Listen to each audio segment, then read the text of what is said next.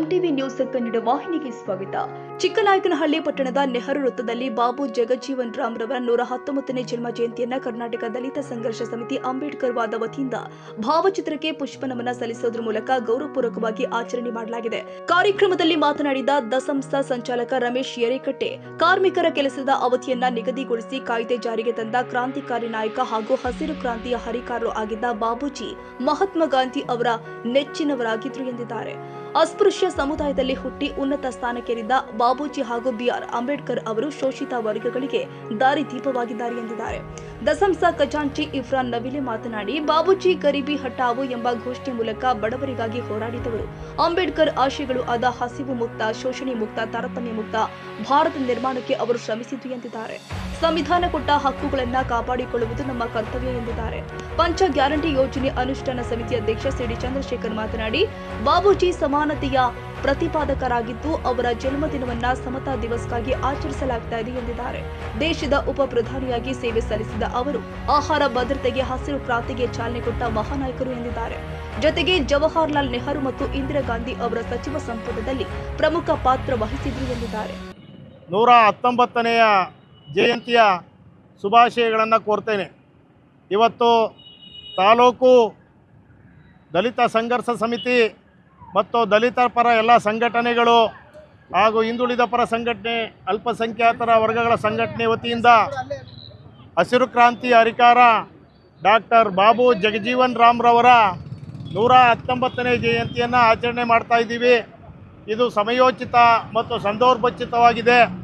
ಕಾರಣ ಇಷ್ಟೇ, ಸ್ವತಂತ್ರ ಹೋರಾಟಗಾರರಾಗಿ ಈ ದೇಶಕ್ಕೆ ಸ್ವತಂತ್ರವನ್ನು ತಂದುಕೊಡಲಿಕ್ಕೆ ಹೋರಾಟ ಮಾಡಿದಂಥ ಮಹಾನ್ ವ್ಯಕ್ತಿ ಡಾಕ್ಟರ್ ಬಾಬು ಜಗಜೀವನ್ ರಾಮ್ ಅವರು. ಅವರ ದಿನವನ್ನು ನಾವು ಸಮಾನತೆಯ ದಿನ ಅಂತ ಇವತ್ತು ಆಚರಣೆ ಮಾಡ್ತಾ ಇದ್ದೀವಿ. ಸಮತಾ ದಿನ ಅಂದರೆ ಸಮಾನತೆಯ ದಿನ ಅಂತ ಹೇಳಿ ದೇಶಾದ್ಯಂತ ಇವತ್ತು ಆಚರಣೆ ಮಾಡ್ತಾ ಇದ್ದೀವಿ. ಅದಕ್ಕೆ ಕಾರಣ ಅವರು ಈ ದೇಶಕ್ಕೆ, ಈ ಜನಾಂಗಗಳಿಗೆ ಮತ್ತು ಎಲ್ಲ ಶೋಷಿತರಿಗೆ ಕೊಟ್ಟಂಥ ಏನು ಕಾರ್ಯಕ್ರಮಗಳಿದೆ, ಆ ಕಾರ್ಯಕ್ರಮಗಳ ಹಿನ್ನೆಲೆಯಲ್ಲಿ ಅವ್ರನ್ನ ನಾವು ಯಾವತ್ತೂ ಕೂಡ ಸ್ಮರಣೆ ಮಾಡ್ತೀವಿ. ಡಾಕ್ಟರ್ ಅಂಬೇಡ್ಕರ್ ಅವರು ಮತ್ತು ಏನು ಬಾಬು ಜಗಜೀವನ್ ರಾಮ್ ಅವರು ಈ ಒಂದು ಸಮಾಜದ ಮತ್ತು ಈ ದೇಶದ ಎರಡು ಕಣ್ಣುಗಳಿದ್ದ ಹಾಗೆ.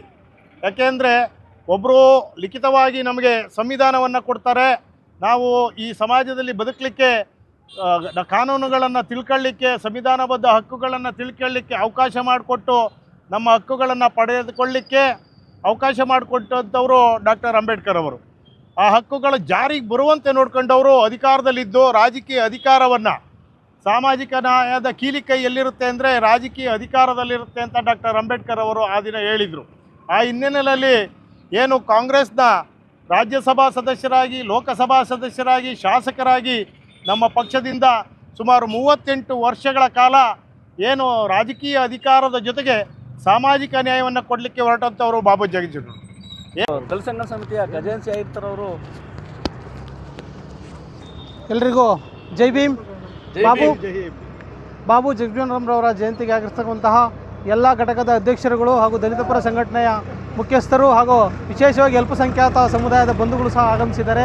ಅವ್ರಿಗೆಲ್ಲರಿಗೂ ಈ ಕಾರ್ಯಕ್ರಮಕ್ಕೆ ಆಗಮಿಸ್ತಾ, ಈ ಬಾಬು ಜಗಜೀವನ್ ರಾಮ್ ರವರು ಕಾರ್ಮಿಕ ಇಲಾಖೆಯ ಕಾರ್ಮಿಕ ಶಕ್ತಿಯಾಗಿ ಮತ್ತು ಹಸಿರು ಕ್ರಾಂತಿಯ ಹರಿಕಾರರಾಗಿ ಗರೀಬಿ ಹಟಾವ್ ಅನ್ನೋ ಒಂದು ಸ್ಲೋಗನ್ನನ್ನು ತಂದಂತಹ ಮಾಜಿ ಉಪ ಪ್ರಧಾನಿಗಳು ಬಾಬು ಜಗಜೀವನ್ ರಾಮ್ ರವರು, ಸಮಾನತೆ ಹರಿಕಾರರು. ಇವರ ಜಯಂತಿ ಇವತ್ತು ವಿಶೇಷವಾಗಿ ಈ ತಾಲೂಕಲ್ಲಿ ನಡೆದಿದೆ. ಎಂದೂ ಕೂಡ ಈ ಮಟ್ಟಕ್ಕೆ ಜನ ಸೇರಿರಲಿಕ್ಕಿಲ್ಲ. ಇವತ್ತು ಎಲ್ಲ ಸಮಾನ ಮನಸ್ಕರರು, ಬಹುತ್ವದ, ಭಾತೃತ್ವದ ಇಲ್ಲಿ ನಂಬಿಕೆ ಇಟ್ಟಕ್ಕಂತಹ ಎಲ್ಲ ಸಮಾಜದ, ಎಲ್ಲ ವರ್ಗದ, ಎಲ್ಲ ಜನಾಂಗ ಜಾತಿಯ ಮುಖಂಡರುಗಳು ಇವತ್ತೆಲ್ಲ ಆಗಮಿಸಿದ್ರೆ ಎಲ್ರಿಗೂ ಕೂಡ ಹೃತ್ಪೂರ್ವಕವಾದ ಅಭಿನಂದನೆಗಳನ್ನು ಹೇಳ್ತಾ, ಬಿಸಿಲಿರೋದ್ರಿಂದ 2 ನಿಮಿಷ ಮಾತಾಡಲಿಕ್ಕೆ ಅವಕಾಶ ಇದೆ. ನನ್ನ ಮಾತುಗಳನ್ನ ಮುಗಿಸ್ತಾ ಇದ್ದೀನಿ. ಜೈ ಭೀಮ್. ರಾಮ್ಜಿ ಅವರು 1908-1986ರಲ್ಲಿ ಬಾಪೂಜಿ ಎಂದು ಸ್ವತಂತ್ರ ಹೋರಾಟಗಾರ ಎಂದು ಕರೆಯಲ್ಪಡ್ತಾರೆ ಮತ್ತು ಶೋಷಿತ ವರ್ಗದ ಧ್ವನಿಯಾಗಿರ್ತಾರೆ.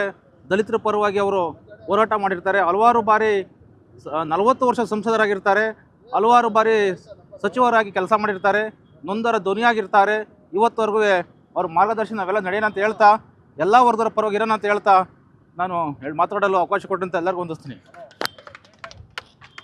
ಈ ಸಂದರ್ಭದಲ್ಲಿ ಕೆಎಚ್ ರಂಗನಾಥ್, ಚೆನ್ನಬಸವಯ್ಯ, ನಾಸಿರ್ ಖಾನ್, ಮಂಜು ಆಚಾರ್, ಇಮ್ರಾನ್, ನಾಗರಾಜ್, ವಸಂತ್ ಸೇರಿ ಅನೇಕರು ಬಾಬೂಜಿಯವರ ಜೀವನ, ಸಾಧನೆ ಹಾಗೂ ಸೇವೆಯನ್ನು ಸ್ಮರಿಸಿದ್ದಾರೆ.